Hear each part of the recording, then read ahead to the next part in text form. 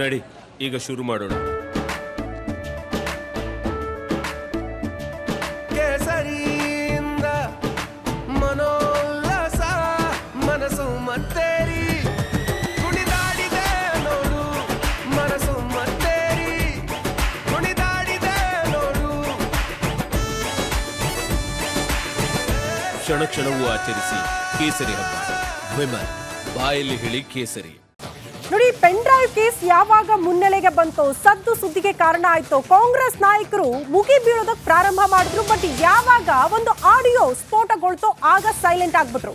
Pen drive case ನಲ್ಲಿ Congress silent ಅಸ್ತ್ರ ಪ್ರಯೋಗ ಮಾಡೋದಕ್ಕೆ ಮುಂದಾಗ್ತಾ ಇದೆ. ಆಡಿಯೋ ಬಾಂಬ್ ಸ್ಫೋಟಗೊಂಡ ಬಳಿಕ ಗಪ್ಚುಪ್ಪಾಗಿದ್ದಾರೆ ಕಾಂಗ್ರೆಸ್ ನಾಯಕರು.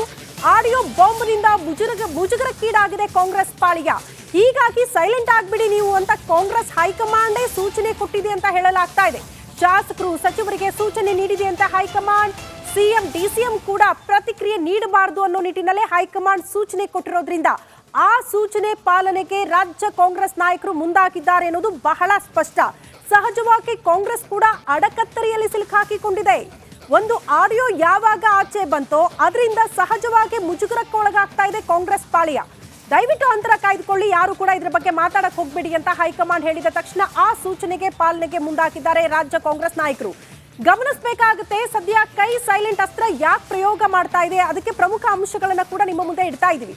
ಪೆನ್ ಡ್ರೈವ್ ಆಡಿಯೋದಿಂದ ಮುಜುಗರಕ್ಕೊಳಗಾಗಿದ್ದಾರೆ ರಾಜ್ಯ ಕಾಂಗ್ರೆಸ್ ನಾಯಕರು. ಪೆನ್ ಡ್ರೈವ್ ಆಡಿಯೋ ಇಷ್ಟೆಲ್ಲ ಮುಜುಗರಕ್ಕೊಳಗಾಗ್ತಾ ಇದ್ದಂತೆ ಆಗ ಕಾಂಗ್ರೆಸ್ ಹೈಕಮಾಂಡ್ ಅಲರ್ಟ್ ಆಗುತ್ತೆ. ದಯವಿಟ್ಟು ಇದ್ರ ಬಗ್ಗೆ ಮಾತಾಡಬೇಡಿ, ಯಾರು ಕೂಡ ಬಹಿರಂಗ ಸ್ಟೇಟ್ಮೆಂಟ್ ಕೊಡಬೇಡಿ ಅಂತ. ಹಾಗಾಗಿ ಸೈಲೆಂಟ್ ಆಗ್ಬಿಟ್ಟಿದ್ದಾರೆ ಕಾಂಗ್ರೆಸ್ ನಾಯಕರು. ಒಂದನ್ನ ಗಮನಿಸಬೇಕು, ನೇರ ಆರೋಪ ಇದ್ದಿದ್ದು ಡಿಸಿಎಂ ಡಿಕೆ ಶಿವಕುಮಾರ್ ಅವರ ಪಾತ್ರ ಬಹುದೊಡ್ಡದಿದೆ ಈ ಪ್ರಕರಣದಲ್ಲಿ ಅಂತ. ಆ ಕೈವಾಡದಿಂದಲೇ ಈ ಷಡ್ಯಂತ್ರಗಳಾಗ್ತಾ ಇದೆ ಅಂತ ಅಂತರ ಕಾಯ್ದುಕೊಳ್ಳೋದಕ್ಕೆ ರಾಜ್ಯ ನಾಯಕರಿಗೆ ಹೈಕಮಾಂಡ್ ಸೂಚನೆ ಕೊಟ್ಟಿದೆ. ಆ ಸೂಚನೆ ಪಾಲನೆಗೆ ನಾಯಕರು ಮುಂದಾಗ್ತಿದ್ದಾರೆ. ಇದು ಬಹಳ ಸ್ಪಷ್ಟವಾಗ್ತಾ ಇದೆ ಈ ಅಂಶಗಳನ್ನ ಗಮನಿಸ್ತಾ ಹೋದ್ರೆ ನಾವು. ಅದೇ ರೀತಿ ನೋಡಿ, ಅಂತರ ಕಾಯ್ದುಕೊಳ್ಬೇಕು ಅಂತ ರಾಜ್ಯ ನಾಯಕರಿಗೆ ಕಾಂಗ್ರೆಸ್ ಹೈಕಮಾಂಡ್ ಸೂಚನೆ ಕೊಟ್ಟಿದೆ. ಸಿಎಂ ಡಿಸಿಎಂ ಕೂಡ ಪ್ರತಿಕ್ರಿಯೆ ನೀಡಬಾರದು ಅನ್ನೋ ನಿಟ್ಟಿನಲ್ಲೇ ಸೂಚನೆ ನೀಡಲಾಗಿದೆ ಅನ್ನೋದರ ಡೀಟೇಲ್ಸ್ ಸದ್ಯ ಸಿಗ್ತಾ ಇರೋದು. ಸಿಎಂ ಡಿಸಿಎಂ ಕೂಡ ಪ್ರತಿಕ್ರಿಯೆ ನೀಡಬಾರದು ಅನ್ನುವಂತಹ ಸೂಚನೆ.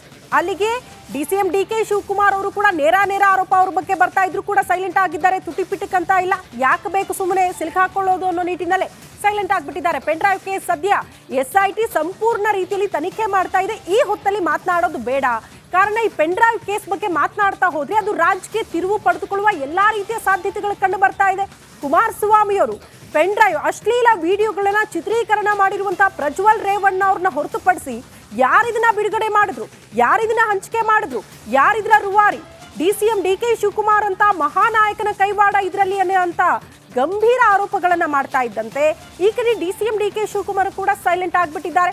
ಹೀಗಾಗಿ ಅಂತರ ಕಾಯ್ದುಕೊಳ್ಬೇಕು ನೀವೆಲ್ಲ ಅಂತ ಹೈಕಮಾಂಡ್ ಸೂಚನೆ ಕೊಟ್ಟಿರೋ ನಿಟ್ಟಿನಲ್ಲೇ ಈಗ ಸೈಲೆಂಟ್ ಆಗಿದ್ದಾರೆ ರಾಜ್ಯ ಕಾಂಗ್ರೆಸ್ ನಾಯಕರು ಅಂತ ಹೇಳಲಾಗ್ತಾ ಇದೆ. ಇದೇ